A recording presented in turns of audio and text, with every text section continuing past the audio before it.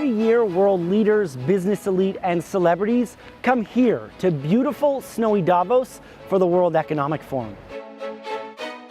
Located high in the Swiss Alps, this mountain village transforms from a ski resort into a global cauldron of power for 1 week every January.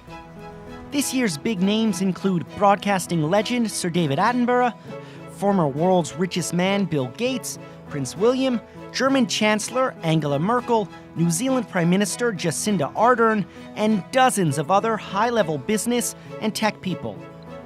Davos is the brainchild of this man, Klaus Schwab.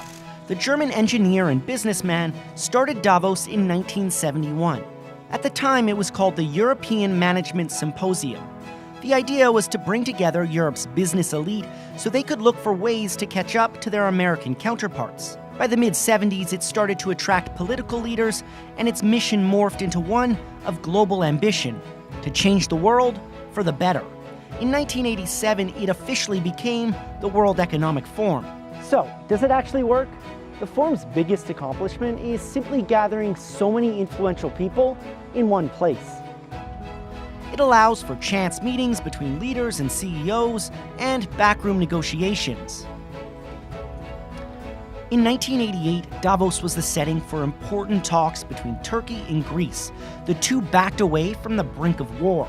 And in 1992, Nelson Mandela shook hands with South Africa's then President FW de Klerk. The meeting was an important step towards ending apartheid. 2 years later, PLO Chairman Yasser Arafat and Israeli Prime Minister Shimon Peres reached an important tentative agreement on Gaza and Jericho. So that's Davos at its best, but the forum is often criticized for being overly exclusive and lacking diversity.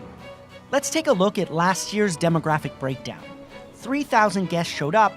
Roughly 2,000 of them came from Europe and North America, while just 118 came from Africa, and only 21% of the delegates were women.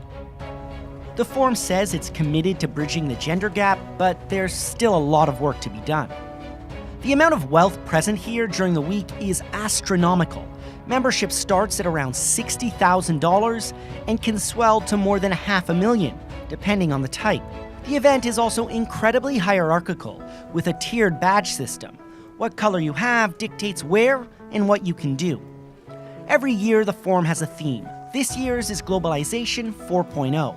As the world battles waves of populism, challenging economic times, and issues of sustainability, the World Economic Forum hopes to provide an inclusive dialogue and framework for how to navigate the future.